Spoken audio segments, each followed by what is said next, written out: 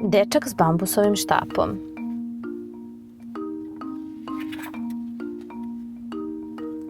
Jednog jutra porani na reku dečak s bambusovim štapom. Stiže na obalu i zabaci udicu.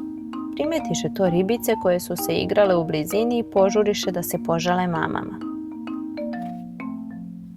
Mame potražiše veće i mudrije ribe, a ove pronađoše još veće i mudrije. I tako vest začas dopre do najveće od njih, do kraljice riba. Kraljica riba nečujno dopliva do dečaka. Tada zamahnu repom i sruši ga u vodu.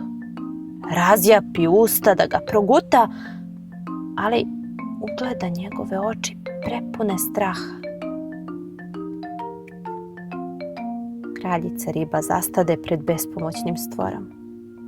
Zatim polako zatvori usta, zamahnu repom i izbaci ga na obalu. Dečak je dugo ležao, a onda još duže sedeo i gledao u vodu. Zatim nekako ustade, uze svoj štap i krenu kući kao u snu, sa očima koje ništa ne vide.